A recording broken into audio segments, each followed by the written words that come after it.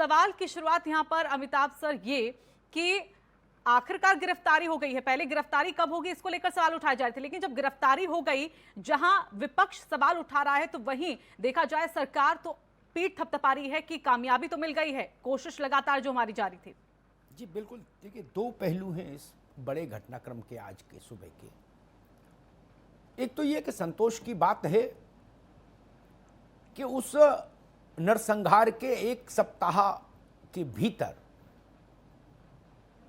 5 अभियुक्त मुठभेड़ में मारे गए, 3 या 4 पुलिस की हिरासत में आए, और जो मुख्य किरदार था, जिसने इस सारी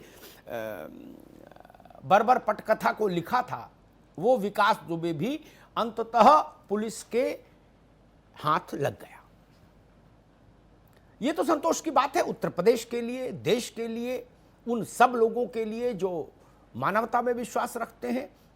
और सबसे बड़ी संतोष की बात है उत्तर प्रदेश के हमारे पुलिस फोर्स के लिए, उन शहीदों के परिजनों के लिए जिन्होंने कुर्बानी दी उस गांव में 2 जुलाई की रात। हां, कुछ सवाल उठ रहे हैं और उठने भी चाहिए, वो वाजिब सवाल है, उन पर समय के साथ चर्चा होती रहेगी। और शायद लोकतंत्र की यही खूबसूरती भी है कि चर्चा होती रहे, अभिव्यक्ति के विभिन्न कोणों से सत्य उद्घाटित होता रहे।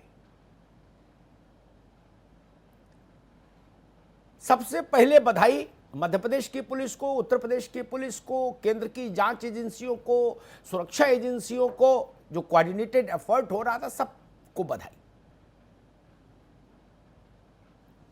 उत्तर प्रदेश सरकार भी लगातार राउंड द क्लॉक इस अभियान में पूरी सन्नद्धता के साथ लगी रही, उसको भी बधाई। उस घटनाक्रम के बाद से मुख्यमंत्री ने खुद इस पूरे मामले में अपनी सक्रियता रखी, अपना निरीक्षण रखा और एक लक्ष्मण रेखा खींची पुलिस के अधिकारियों के लिए कि जब तक विकास दुबे पकड़ नहीं लिया जाए, आप लखनऊ में मत बैठिए दफ्तर में। इसलिए वहां भी बधाई। लेकिन 2-3 सवाल है, राजनीतिक लोग क्या कह रहे हैं वो राजनीतिक लोग जाने। एक कॉमन मैन के नाते मैं 2-3 सवाल सामने रखता हूं, उन्हीं पर चर्चा करने की कोशिश करूंगा। एक बात, विकास दुबे ऐसी ही एक भूमिका में 2001 में भी आया था। जब संतोष शुक्ला को मारा था तो 4 महीने गायब रहा था, फिर 4 महीने बाद अचानक प्रकट हुआ, बाजे गाजे के साथ हुआ, भाई विकास दुबे ने सरेंडर कर दिया, जेल चला गया। लेकिन विकास दुबे का सिक्का चलता रहा, जेल से भी गिरोह चलता रहा, फिर अभी छूट भी गया। विकास दुबे के खिलाफ 25 पुलिस वाले शिवली थाने के उसमें गवाही में लिखे गए थे उनके नाम, 25 की 25 मुकर गए। ये जो डर है शहीदों के परिवारों में, उन बिकरू के उन लोगों में जो विकास दुबे से प्रताड़ित रहे हैं। आज मेरी कई लोगों से बात हुई, उन्होंने कहा कि विकास दुबे जब न्याय के कटघरे में खड़ा होगा जाके तो न्याय मांगेगा गवाही। कौन गवाही देगा? विकास दुबे को जेल में रखना भी बहुत खर्चीला होगा। अब पहले वाला विकास दुबे नहीं है, अब तो अपना अपग्रेडेड सीवी लेके जाएगा जेल में। और नवीन बाबू भी जानते हैं, राजेश जी भी जानते हैं, अब्दुल हफीज गांधी भी जानते हैं, जेल में जब भी कोई नामचीन अपराधी जाता है तो दामाद की तरह रहता है, सब सुविधा। पूरब में एक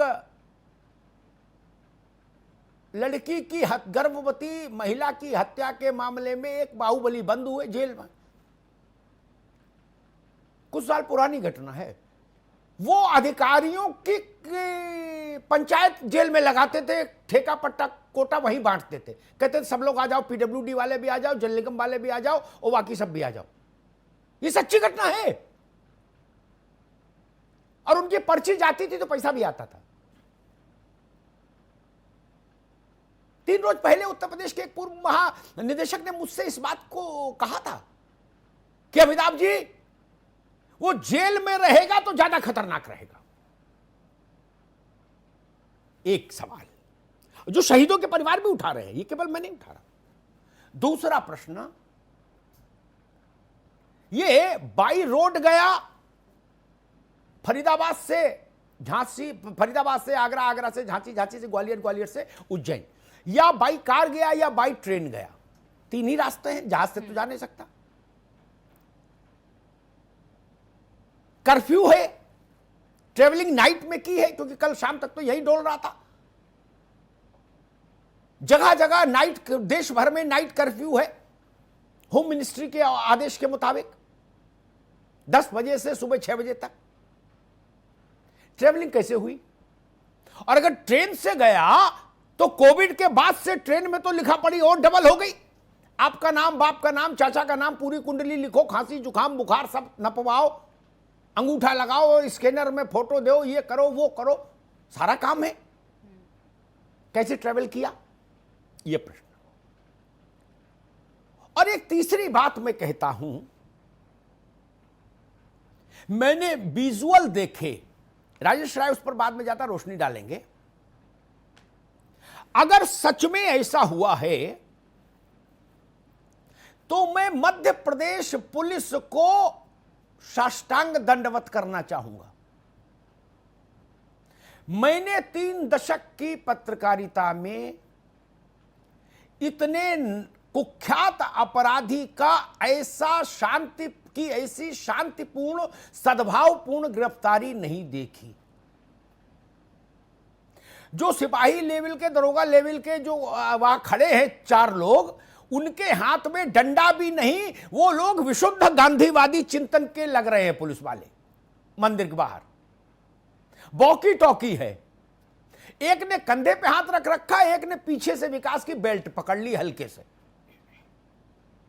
ऐसे तो गिरहकट पकड़े जाते हैं। बाकी राजेश राय बताएंगे।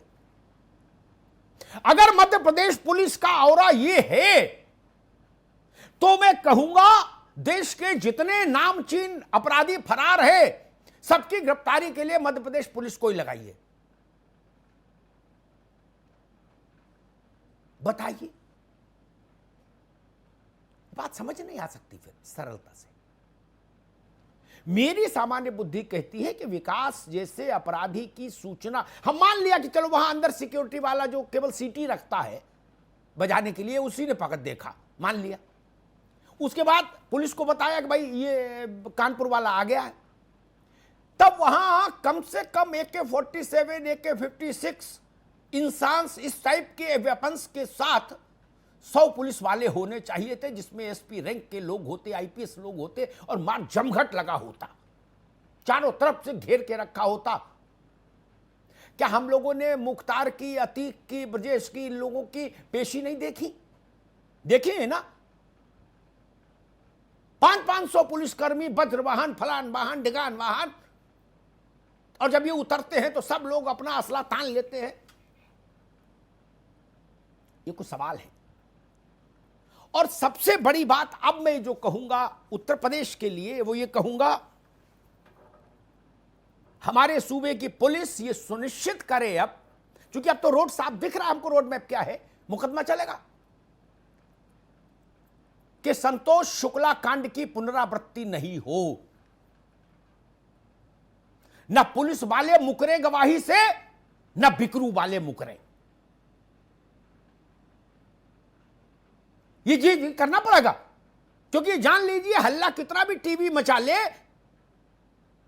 अंततः सजा, फांसी, उम्र के जो भी होनी है वो सबूत और साक्ष्य पर ही होगी, गवाहों पर होगी, टीवी की डिबेट देखकर नहीं होगी। क्या हम इस बात की गारंटी आज देंगे कि हां सारे गवाह जब तक मुकदमा चलेगा सेशन से शुरू होकर सुप्रीम कोर्ट तक इंटैक्ट रहेंगे, आत्मबल के साथ रहेंगे और वही बोलेंगे जो सच है? ये बड़ा सवाल है।